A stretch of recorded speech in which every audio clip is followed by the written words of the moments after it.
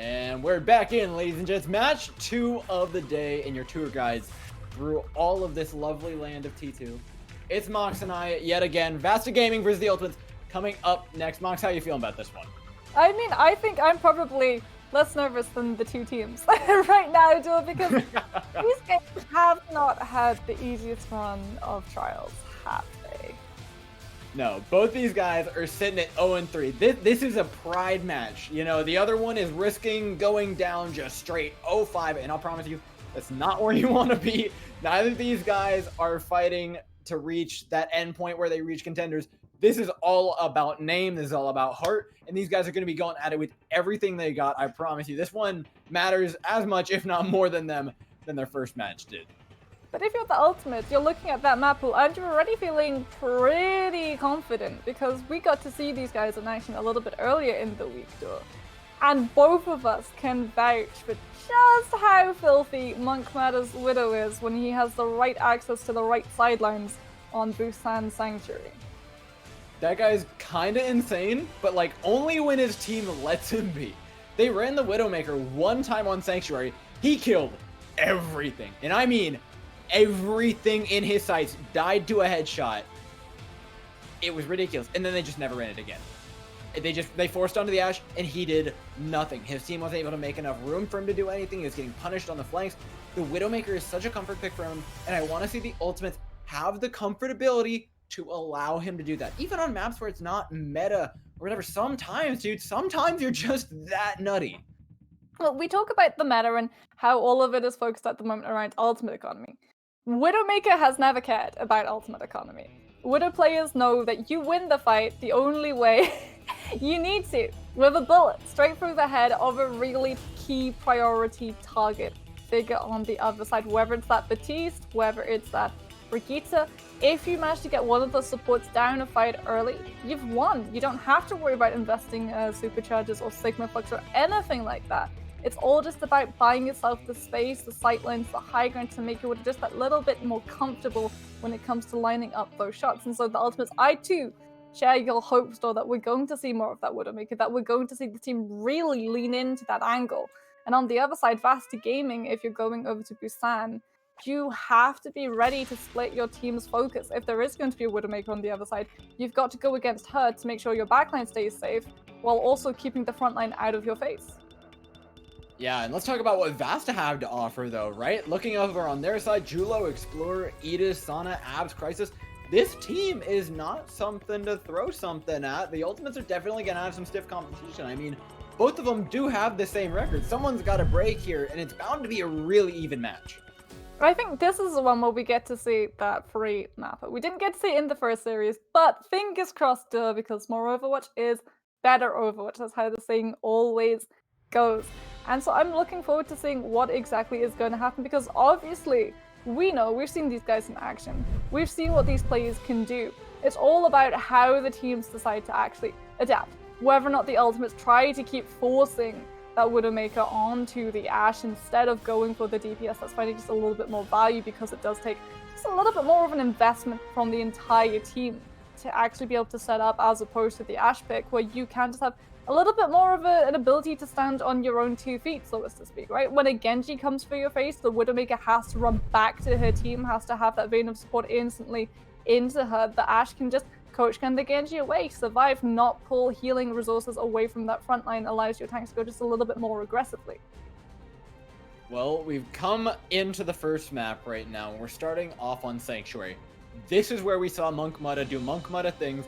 This is where we need to see the Ultimates gain confidence. This match for them isn't just about pride. It's about finding that confidence to kind of be the team you know you are. They're a team that have a lot of really strong off-meta picks. It's knowing when to flex those and where to flex those that they really need to figure out. But they need to be confident in their ability to run them first. Yeah, and I think it's going to be really eye-opening as well to see what exactly they're going to be coming out with, because if you do go for that Widowmaker pick, then we know that it is going to be Ultimates, recognizing that this is a map where they are very strong on, if they have Monk Meta on that Widowmaker, recognizing that they're going to be setting up the plays, because this composition when Monk Matter is able to hit the shots, it's finding so much value. And look at what they're going to be coming out of these gates with Duel. There's going to be, because like going for that Symmetra just to get the team out of the spawn just a little bit faster with that initial teleporter, but more than likely going to be swapping onto that Tracer, and that means you're going to be buying so much attention away from your Widowmaker. But VASTA, they've done their homework. They know that the ultimates like to have Monk Matter on the Widowmaker. They're going to dive straight into her face and not allow her to play the game. I love this. Edis is already eyeballing the Widow sightlines. You're absolutely right, Mox. They did their homework. They know what's coming. Oh, Sana, you dirty dog!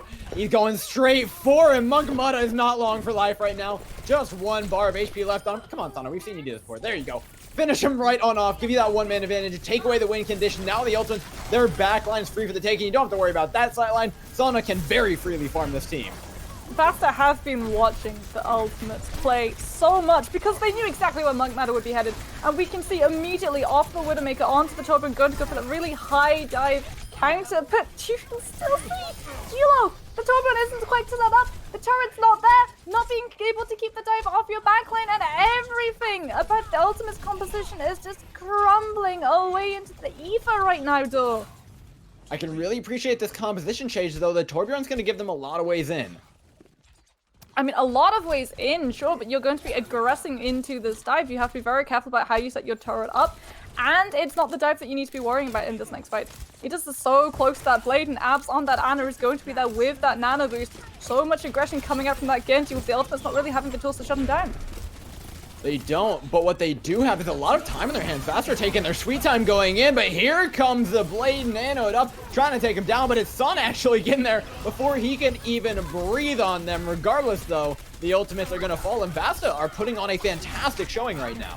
And you invest the Pulse Bomb over that blade combo, it doesn't really matter. Pulse Bomb builds up so quickly. In fact, look at Sauna. 44% to that next Pulse Bomb already. Monk Matter That's gross. Climbing towards that Molten Core. But it's not the opener the ultimates need to just get themselves onto point, because once they get onto point, this dive is going to be a lot harder to pull off the VASTA. If you can get close to that backline, it's going to be so fragile. But it's just a question of closing that distance. When you're running that double shield, you are so vulnerable in rotation. Oh, Julo as well, throwing in the Primal Rage, and that's going to make it extremely hard to actually use Sir Maj's amplification matrix. You're just bumping everybody around, finishing them off. 87%. Mox, this is final fight territory. This is the ultimates nearly coming away without even seeing the point. They need to touch. Kazaz are going to be trying to get that touch onto the Tracer, trying to build yourself just enough time to get Antagons, Sigma Flex, out Monk Matter's Molten Core. Those are ultimate winning combos if you're able to just buy yourself the space and the time to use them. Oh, Sanda's opened it up right. Yet another Pulse Bomb. This guy does not take breaks. He doesn't give any either. Kassar goes down. There's more to be followed with. Monk Matter will get the Molten Core onto the point, but all it does is take space. The Dive's more than happy to leave the point. They're coming for your backline. Ida is looking for value, but the only players that are alive are these three sitting up on the ledge. Overtime ticks down, and the Ultimates are just going to get out of this map as fast as they can, because that was going to give them nightmares. I mean, I'm sure you, as well as I do, remember a play that the Ultimates, the gauntlet that was thrown at these guys' feet, a Doomfist, trying to get through Anubis point gear earlier in the weekend. They dealt with it by putting Monk Matter onto the Tourbillon while we were hoping, praying that we would see the McCree. And that was the swap that you needed in that last fight, because Sonar is just completely decapitating your backline, and Edis just clinically cleaning up with all of those blades. Nothing, not even the Tourbillon turret could stop him. You need that flashbang, you need that mobile counter, rather than the static play which can be taken out so easily. Well, now we actually get to watch a non-mirror composition yet again, but this time Monk Matter going onto the Ashe, and honestly, into the dive is going to be a better pick than the Widowmaker. The Widowmaker is just bound to be bullied, but now they don't give up ultimates for it. They can set themselves up, VASTA going for a very early dive, but this isn't necessarily going to guarantee them that much. It's the first one that comes in to take away the tools that they have, but they need to be careful because they're going to lose their own. Ida's in Crisis Fall, and you can't afford to do that on your first set of the dive. Mecha base is so hard to pull dive off competently as well, because look at where the Ultimates, they managed to win that first fight, and now they can just bunker up in a corner, or worse, they can make sure that VASTA don't even get this dive through. Choke! Ooh. Oh, Abs going down means VASTA are waiting yet again for this next fight, allowing the Ultimates to move into choke, and now this dive, it's not going to have the mobility that it needs. You're going to be finding a ceiling. Instead, you're going to have to force the rotation by moving onto point and hoping it's enough for the Ultimates to turn their back. Well, the dive can be just as successful this time, and it will be. Kassar goes down, and that was a good bit of the way to the blade. Now the Ultimates, they have to back away to the point, try and reposition, and this is exactly when VASTA want to go for the second dive. While they're in that repositioning phase, while the DPS are separated away, we see Monkbutta getting taken so low, but he will get the better of Edis as the Primal Rage completely separates the supports away from the tanks and opens up the field for Avs to come in with a big coalescence. Gravitic Flux trying to clutch it out here from the Ultimates, but they just don't have the precedence when their team's not grouped up. And they use the Genji Blade as well. 2 ultimates, all for just buying time, buying themselves as much point percentage. But it gets you a scant few little bit of percentage though. And it means that you're just not going to have anything besides from that rally really to come into this next fight with. You may have got 49% on the board, but VASTA can just hold this blade above your head, make sure that you can't see that point for 50% of them around. Yeah, that was a very ugly fight from the Ultimates. Not only do you use everything, but now you have to attack with nothing. The Bongo in, their only tool of destruction, but Julo comes in and takes out their only form of damage. Scratch that, the Bob's in, the 7th members arrive, and he's cleaned up 2. Antigon can now look to finish up the 3rd. The Ultimates have precedence over the point, and they're starting to take it over, Mox.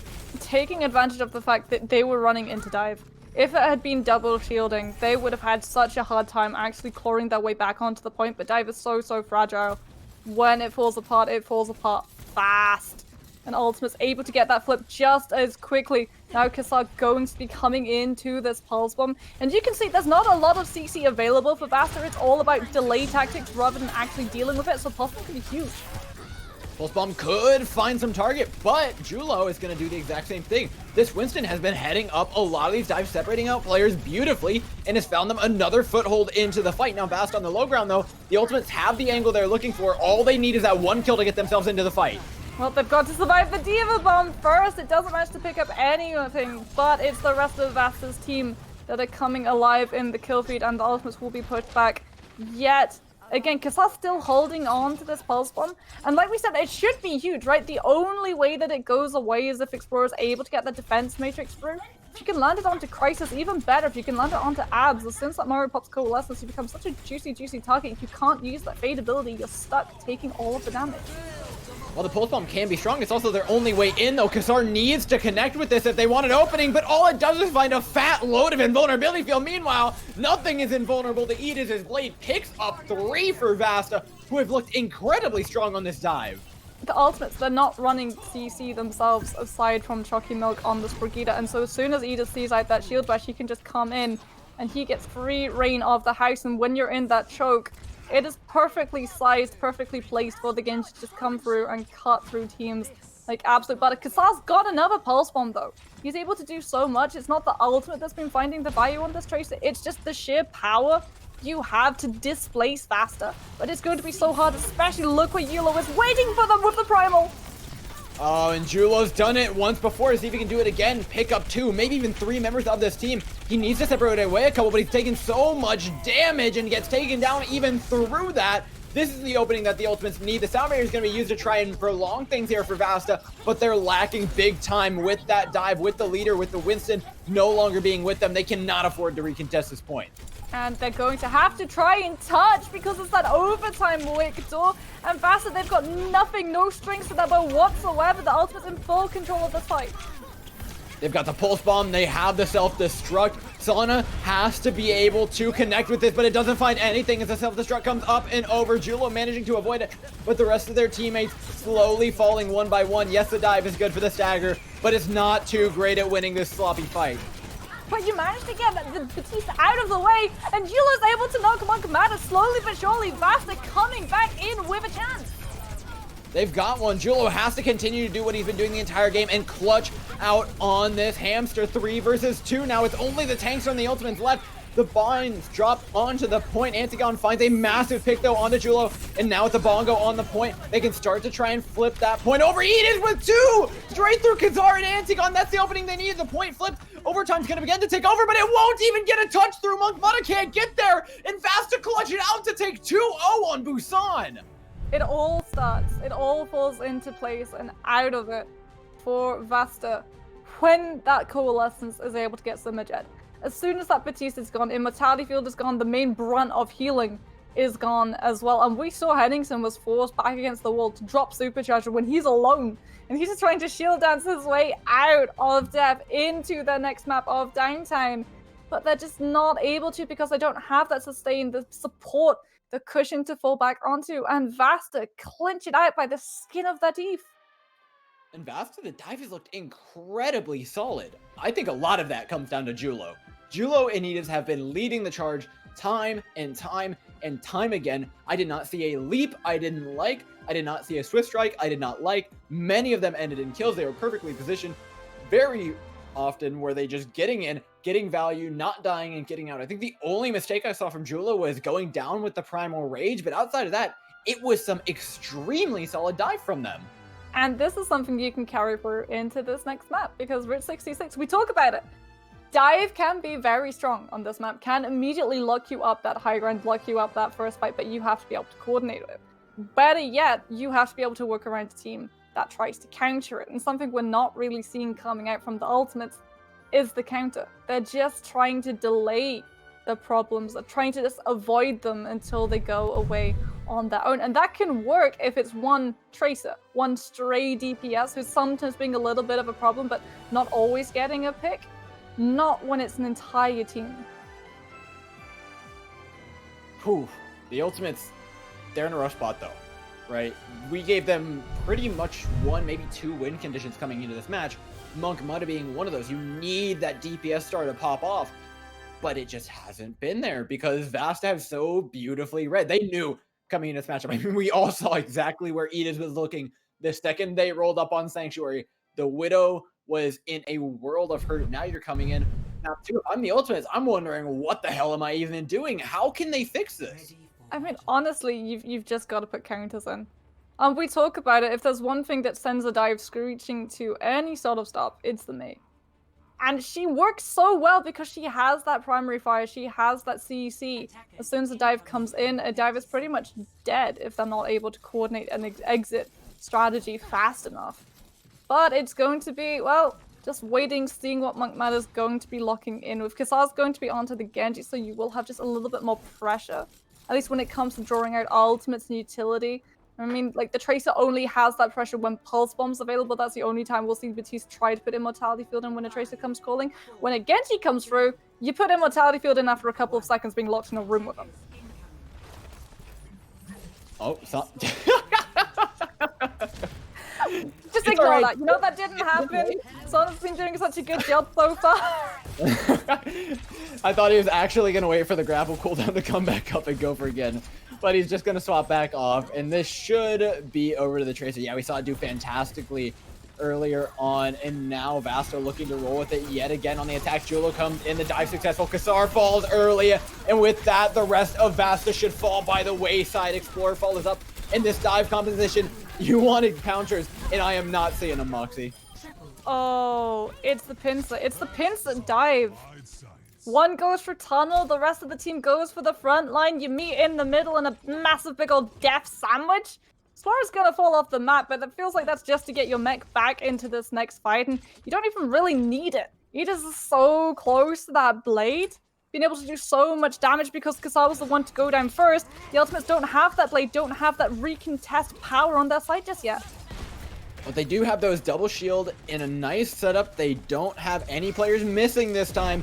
But what they do also have is Julo waiting, lurking for the right opportunity for the dive. This guy has not missed one yet, but Sana falling early. You take away a lot of that clutch DPS potential. And things are getting a little bit hairy here for VASTA. They may just want to back off and wait a minute. They're just waiting for Abs to come into that nano boost to give Edis a little bit of an oomph for the ultimate, because the ultimates, they'll have that immortality field, but they don't have that crucial rally. It's only going to be there for a couple of seconds to try and shut this Genji down. Anti-Gun and crew immediately snipe him out of the sky and eats the pulse bomb.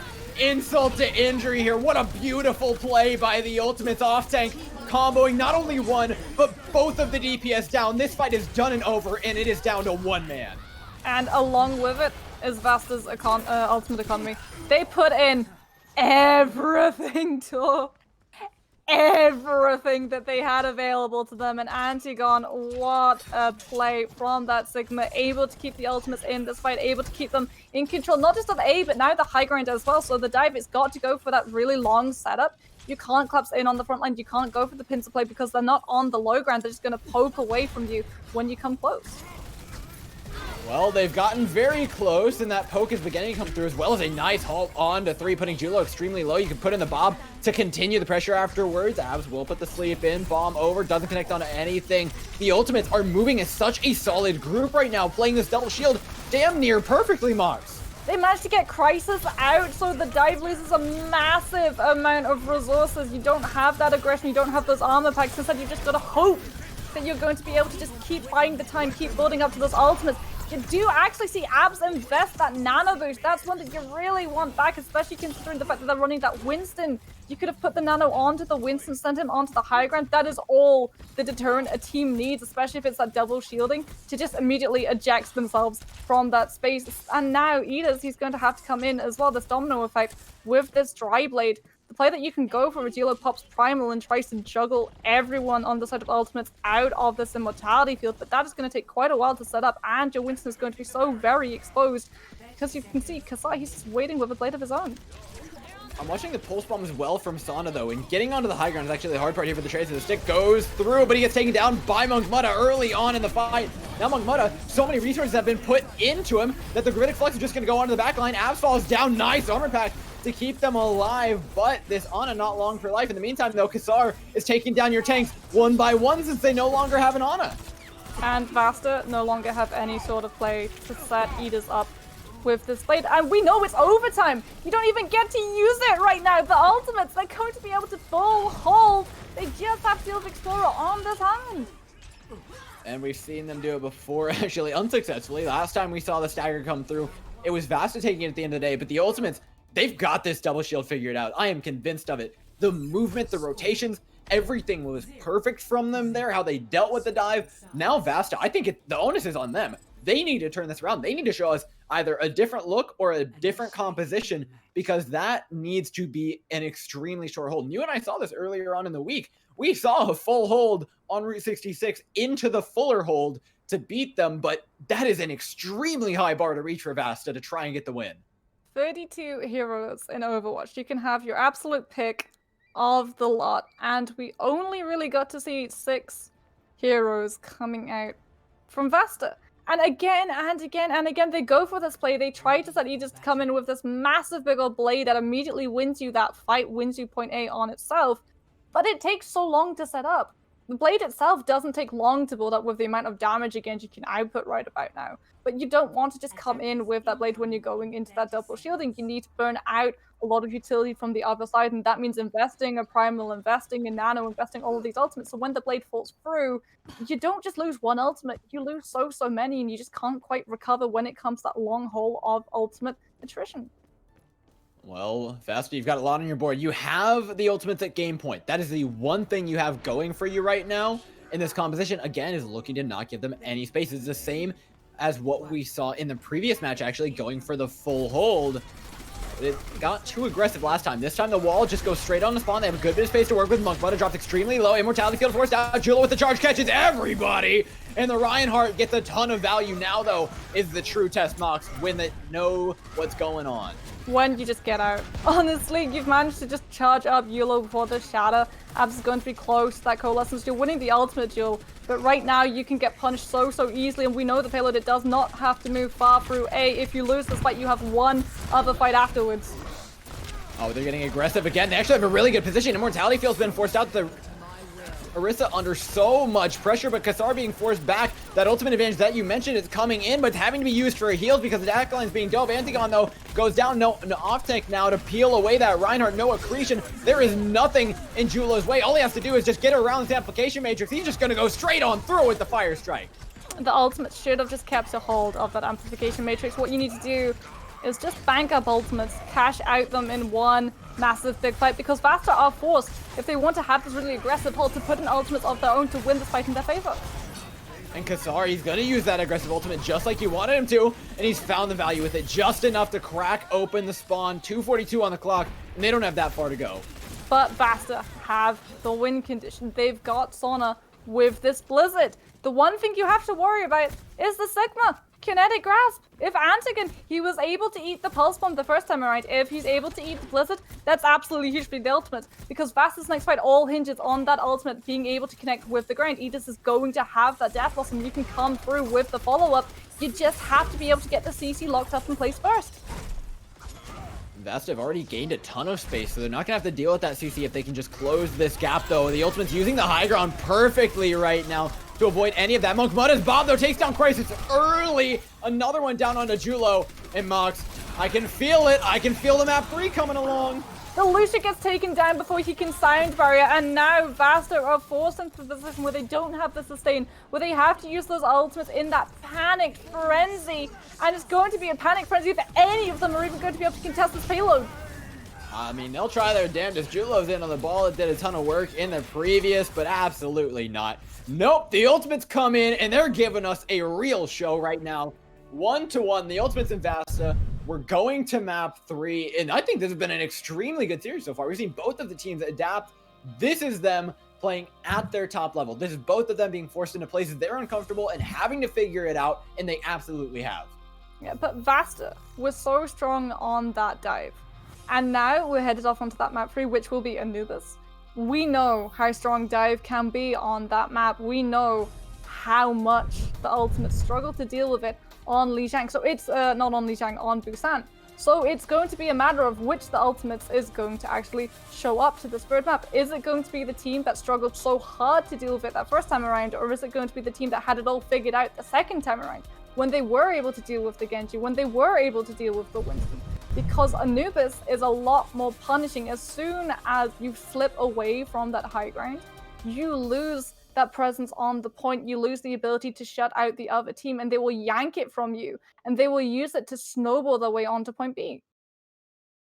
And there's one thing that we need to remember is a possibility on this map, right? The Mei is obviously extremely strong on Temple of Anubis, but there's a little bit of a pocket pick. The Junkrat can be so potent, not only just for Temple of Anubis, but also shutting down the dives. You run something like an Ashe Junkrat, you can just get tons of damage through, and I could see VASTA really struggling against a composition like that if the ultimates choose to throw it out. I mean, it's just the tear your hair out situation for a backlane, isn't it? Because you are constantly pumping out so much healing, and that is the trade-off. When you are on a composition that's taking so much spam damage and you're pumping out that much healing, you are always going to have amplification matrix online, and that's the danger that the defenders have to worry about when amplification matrix gets dropped. You have to give up ground, you have to scatter, because you can't risk losing that main tank, you can't risk losing one of your shields, otherwise you just get absolutely overwhelmed by the rest of the team who sees their opportunity. The plus side for the spam damage composition is you'll always have a Bob, you'll always have a Junkrat tire. And while those aren't necessarily going to be ultimates that win you the fight when it comes to picks, they do burn out Immortality Field, they do burn out Sleep Darts, a lot of really big cooldowns just channeled in to making sure that they find absolutely nothing, which you can then capitalize on in that massive long fight when it stretches in, when we see the superchargers come down and the Orisas go for that sort of brawl fight, where they just try and make it last and last and last and last, all the while superchargers is chugging along and they got a little bit of a higher chance of getting a kill. Well, we've talked about the ways that we think the ultimates can bring themselves into this game, but now I want to ask you if there is a single win condition for VASTA, especially after watching that previous map when they struggled to get anything on the board. What do you think is going to break open the ultimates, assuming they play the same? Adaption. If you're VASTA, we saw that they really stubbornly stuck with that same composition. And that's just not going to cut it right now, because we've seen the ultimates, they've got that dive figured out. Right, that second time around, it was an absolute cakewalk for those guys. And so you need to find something that isn't just this big old play of set Aegis up for a killer blade and hope everything falls into place. Any other win condition that isn't this nano blade is going to come up absolutely huge for these guys. But looking at what they've locked into, I'm fearful, though. Aegis is still on that Genji, Abs is still on that Ana. So you're going to have to go for a very aggressive dive, but worse, your backline is going to be so fractured when it comes to that ultimate economy, when it comes to that chicken gameplay that we're seeing, because you've got nothing, you've got no immortality field to throw behind you to cower and hide behind. Yeah, it could be a really rough matchup here for VASTA, but I think the biggest thing with Dive and the nicest thing about Dive in this meta is that you can win fights, you can get those picks, you can do that without ultimates, right? You lose the first fight and it gets a little bit harder because the other team will have those things, but generally speaking, you're the one being proactive pretty much every single fight. We've seen Julo come in and find picks regardless of what the ultimates have, so I think if they can do that successfully, find that maybe even in the first fight, then we're looking at them steamrolling through B. Any other way, I see them maybe getting through A and then struggling a good bit on B, but so much of this is going to be decided early on because like you said, that ultimate economy is a very scary proposition.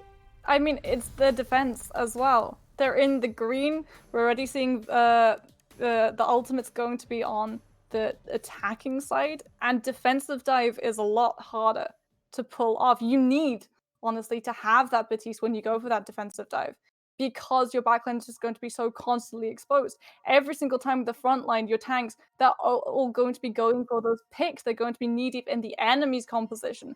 And so all you have if you're abs to rely on surviving is Crisis, with that tiny little Brigida shield and that very, very low health bar that it has. It may have gone back to 250, but that is just not going to be anything near what you need for when Kassar comes calling.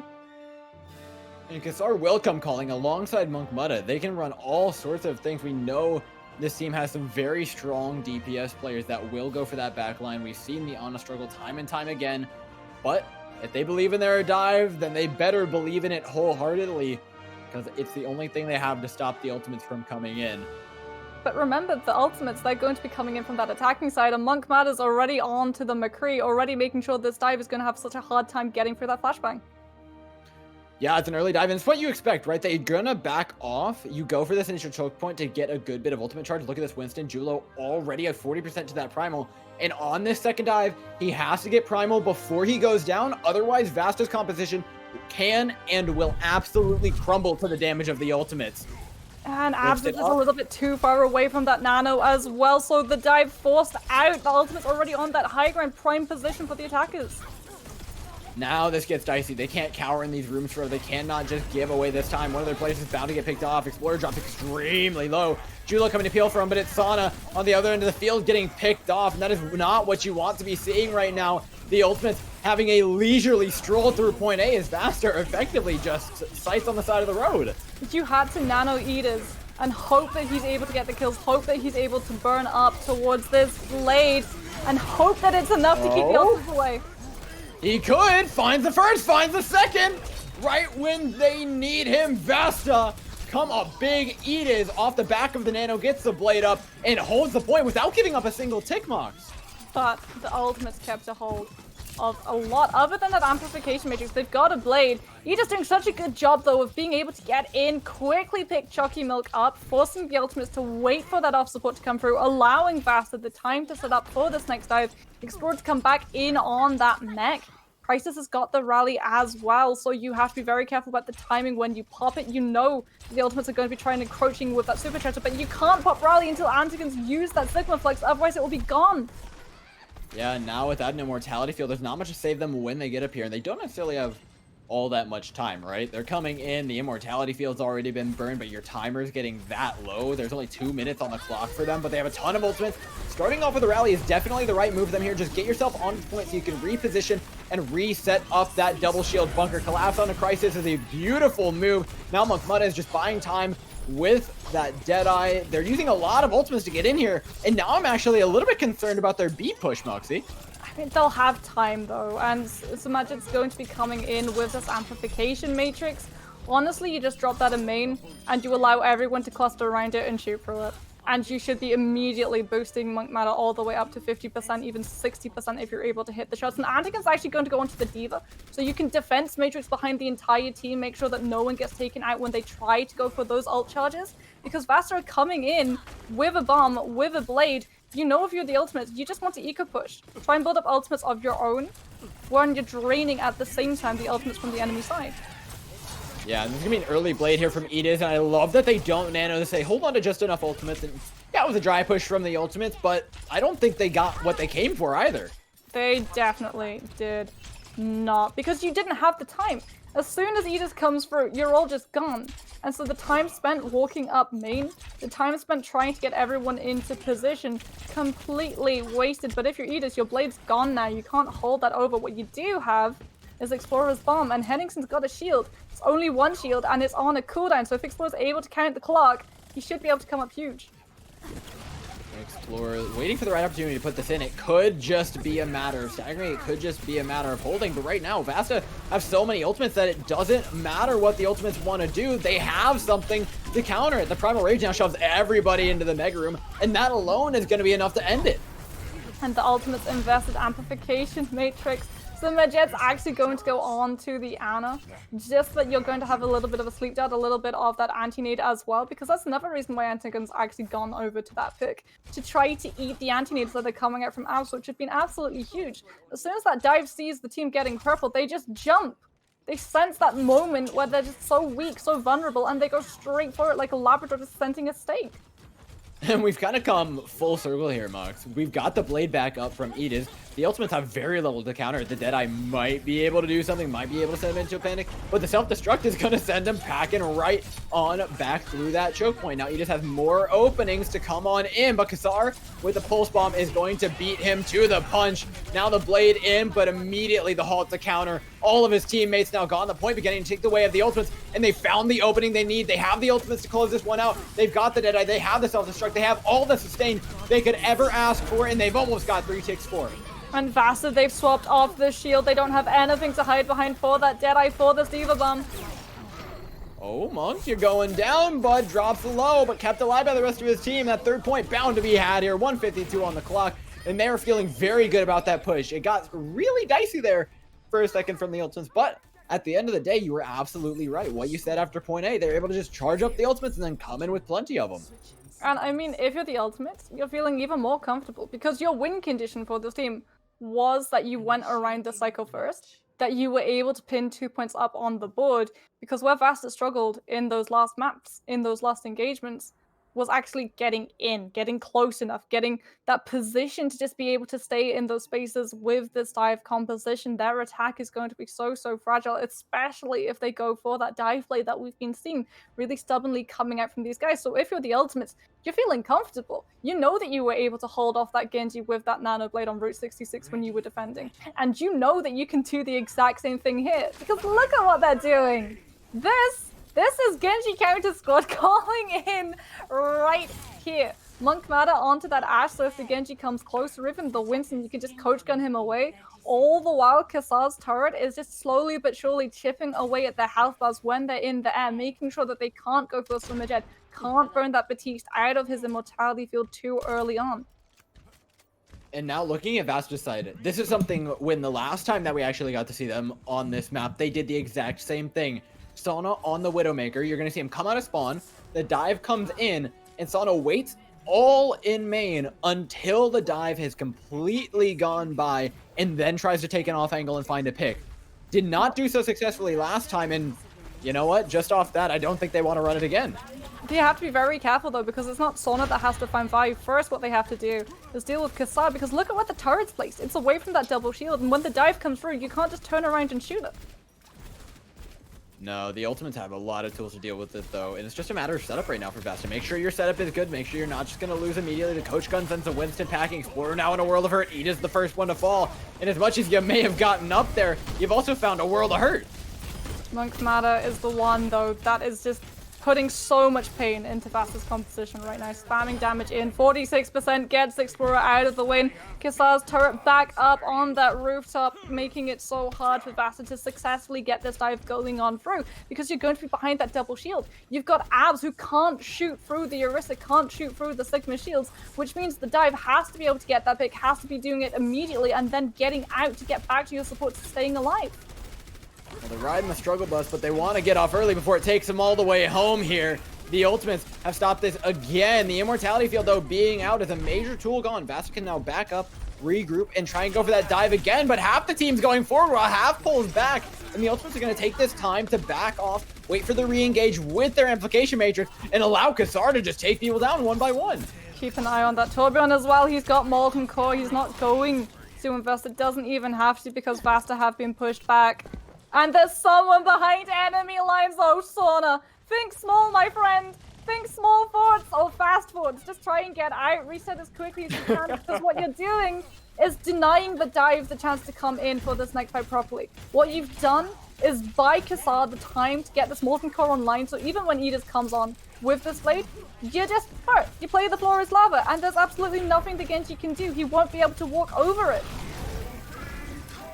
And he uses it just a touch early, because now this is just a free invite for Nanoblade to come in. He's just gonna be more than happy to just walk on over, slice up Hennizen into nice little bits, but he doesn't find that much value at the end of the day. Instead, it's Monkmudda's Bob that completely zoned him away, making him use the Reflect and making him waste such a key ability. And now both of these teams, they've only got the rally available, but when a dive's only got a rally available, it's so fragile.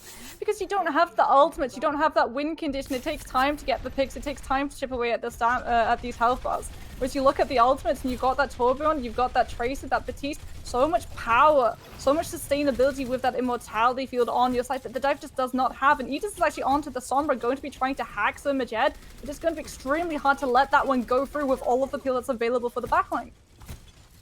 Things are getting very dicey right now for Vasta. You've got a minute on the clock. You're getting sent home without a win. Coming in, the Ultimates looking to take that chance away from them, getting very aggressive with their rally. You know what? I love this push. So much CC being thrown the way of Vasta. How does it feel to be dove on? The double shield coming in and playing a little bit of copycat and doing so beautifully as the tanks and the supports of Vasta cower in the back line. 40 seconds to take down the clock and so to their hopes. They got 2 ticks, but it's not enough. And now with 30 seconds on the clock, Vasta looking on the sidelines. They've got Explorer on the Sigma, so Small Mercy Antagon might not be able to pick anyone up with this bomb, because it will be this overtime fight where it comes out, and that's when bombs hit the hardest, when it's the frenzy fight, or when your comms are just an absolute madhouse and you don't have that communication, you don't have everyone hiding behind your shield. That's when this can come up huge and finish off the fight for ultimates.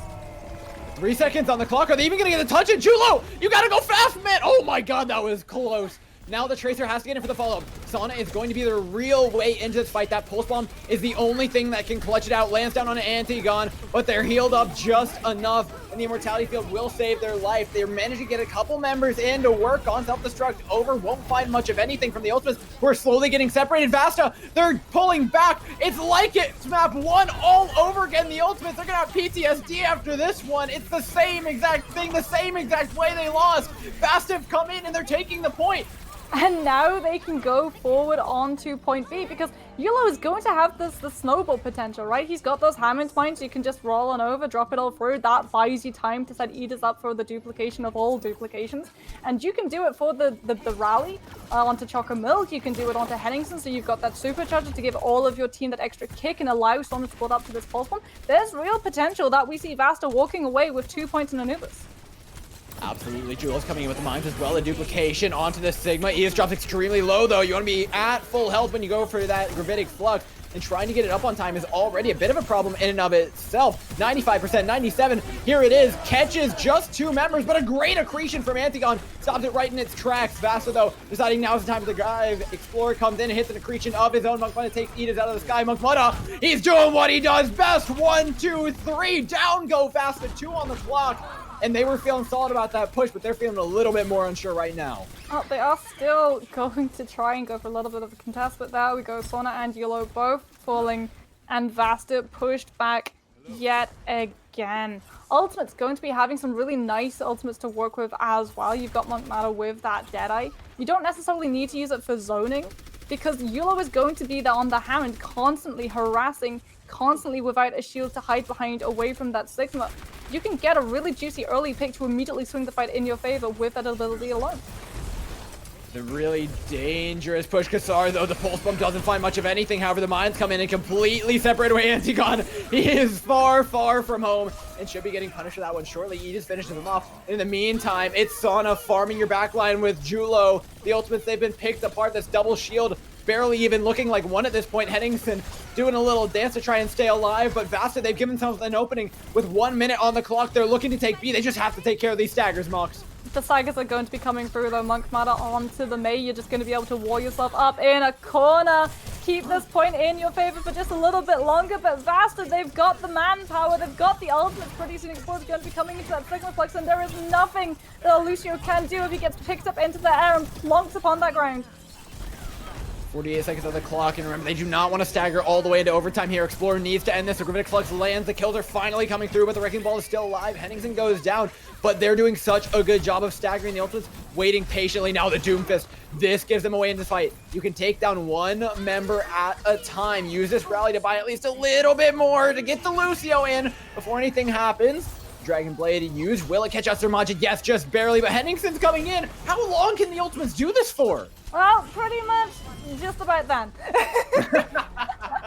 Henningsen goes down, and we said that VASTA had a shot at picking up 2 points of Anubis, and by golly did they prove us right. But it's going to be real tough for this team to pick up that first point on Anubis A because they struggled, though. They struggled, and the dive was only successful after we had such a sloppy fight of a war of attrition where one side would use an ability, another side would use an ability, someone would go down, the fight wouldn't finish, it would just drag on, those cooldowns would come back, another pick would be taken. And if you're VASTA, you're looking at that clock. You're looking at the 1 minute that you've got to work with, and you were remembering that you needed those ultimates, that you needed that power behind you to actually get that dive successfully onto point. And you're doing exactly what we're looking at right now. You're not coming out with dive because the ultimates have figured out the way to completely dismantle it by running this Torbjorn, by running this Ashe. You'd just be taking so much poke damage before you even got to the point. You would have so little in the way of ultimate economy, and Monk Matter and Kassar would already have theirs online. Even so, though, VASTA, it may not be the exact dive, but they're still coming in with the composition that we saw earlier on Route 66. And I don't think it's going to succeed against the Torbjorn Ashe. That is so much damage coming at Reinhardt. He is not going to be allowed to swing his hammer all that much, but regardless, they need to get in and get in fast. They've only got a minute to prove something on point A. Well, that's why you've got Crisis on the Lucio and Sona on this mate. I like this. You've got that third shield to allow Yellow to close the distance, to actually be of use in this fight without going down early. Oh, they're going for the ticks. They're trying to get as much for free as they can. Force Henningsen to play aggressive. Julo drops low here, but the pressure. Oh, Explorer, he kills himself with his own accretion. Ida's going to be the next to follow, and now, slowly but surely, VASTA are going to go by the wayside. 30 seconds on the clock. Mox, they barely even have time for one more push, if any. But one tick picked up, and Abs is going to be coming in with this Coalescence. If you're able to get that touch, if you're able to keep it staggered out, you will have just the slightest bit more sustain, but it's got to be so quickly. Already we're seeing the slots coming through. Sona onto the Tracer, Ida's onto the Sombra, and Yulo onto the Hammer. You're going to be without a shield, and you're going to be so vulnerable when Monk Matter hits his ultimate. It's crunch time for VASTA. They need to start finding the kills. They need to get him with this Coalescence. Is the Sombra there to touch point? Edis absolutely will. Kassar goes down, though, to the turret. Now the Gravitic Flux could end it all here. Catches nobody, though, as Sana finds one more. Antigon slowly finding their way back into this one, though. Both the tanks still alive for the ultimate. Thus, the double shield stands. The ultimate onto the point to make sure nobody's touching the floor is definitely lava right now. VASTA, they're going to get one tick, but that is absolutely all they have to defend against the ultimates. VASTA's chances at getting just a little bit more on A completely dwindled when Edis goes down on that Sombra. Because you don't necessarily swap onto the Sombra to go for that really quick overtime contest. She does run fast when she's in stealth mode, sure. She does her cross-country exercises. But the main value that you would have found with her was denying the other team's abilities, denying their ultimates. If you'd been able to take out Baptiste, if you'd been able to hack him, not by getting a kill, denying immortality field, but with that just one little bit of a cooldown, then you would have had such a better chance. If you'd been able to get the hack onto Monk Matter, then you would have denied the Barb. Kassar would have been denied the Molten Core. Any of those players the Sombra could have gone towards and managed to find a whole amount of value, but she falls before the hack can come through, and VASTA fall very shortly afterwards. Now they've got to contest. Now they can't afford to lose a single fight, and this is the composition that they need to do it with. Spam damage. You have to get this first pick going in your favor. Otherwise, the ultimates can just play exactly how we saw VASTA go. In fact, Kassar on this Tracer makes me think they're going to go for that. They're going to try and set up a point presence, force VASTA to turn the spam composition around to deal with the Tracer. All the while, the double shielding makes its way onto point and just sets up shop. Well, it only takes one to get there right about now if you're the Ultimates. VASTA are staring down in the face of a very, very bad way to go. And I love the composition. Like you said, the spam damage is definitely a good option for them. I'm curious to see how well the Ultimates can actually execute, though, with Kassar not being with their team as much as usual. This Tracer is waiting in spawn. Swaps over to a Genji right now. This is a lot of time being wasted. But you've got the time to play around with 2 minutes and 10 seconds, and all the while you're taking damage, allowing Swimajet to build up to the amplification matrix! Oh, that's a brutal pick from Edis. The dynamite over top and more damage to be had. Halt. No, just barely able to not catch one more. But VASTA set themselves up very nice, starting to rip away at this clock. But the Ultimates, they're going to be coming into this amplification matrix first. And all of the high ground control that VASTA has, allowing for them to get the spam damage going through. As soon as amplification matrix comes out, you've got to give up that space because you can't afford to lose a single player in this defense. Amateurs is still a good while away, though. 60% is definitely not quite there for them yet. I'm very nervous for Explore, but what a good halt to pull in the tank line of VASTA, take them off this high ground, take away a lot of those resources. Ultimates are slowly but surely gaining ground, but slowly is not the name of the game right now. You need to be doing things, and you need to be doing them now. Monk Butta's combo to Dynamite beautifully, though, on everything, and oh my god, he's done what he does every single time. The Ultimates call upon their DPS god to clutch it out when they need it.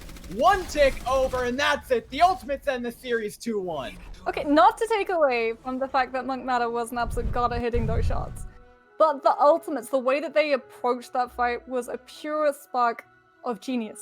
They engage on the high ground, they go for the side room, they take so much spam damage that the Batiste is very, very close to the amplification matrix.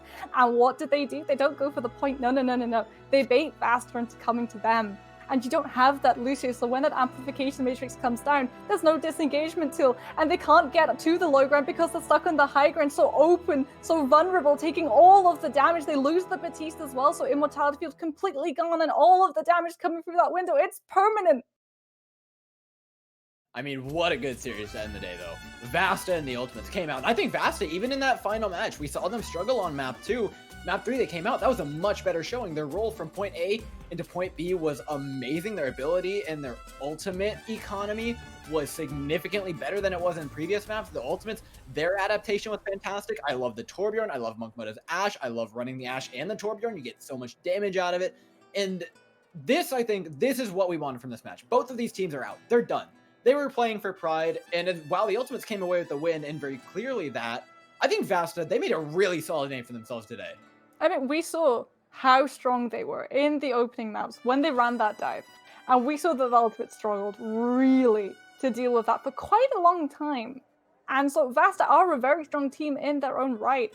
It's just today the Ultimates were able to adapt just a little bit better. And now in Overwatch, it is all about adapting to what the team comes at you with, being able to outplay what they put on the table, especially when it's something like dive, where you just have to be able to negate it, otherwise it will just tear your composition to absolute shred. Well, it's a great game, but now, ladies and gentlemen, we do get to have a little bit of a winner's interview here with Antigon from the Ultimates, and hear a little bit from him about how he feels in the matchup.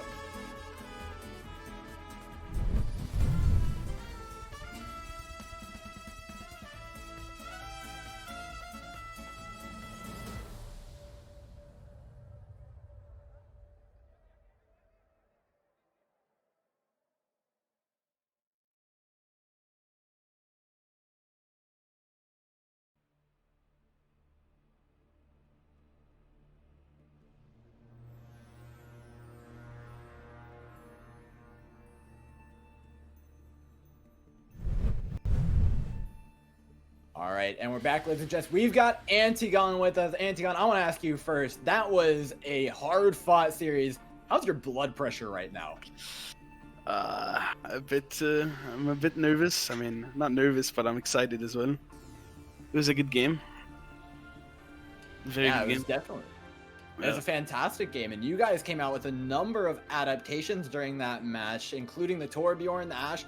The Widowmaker struggled initially, but what do you think was the most important change over the course of the series to finding that success that you found? I mean, we were thrown off course because they played a lot of dive. We've never seen a team play dive a lot.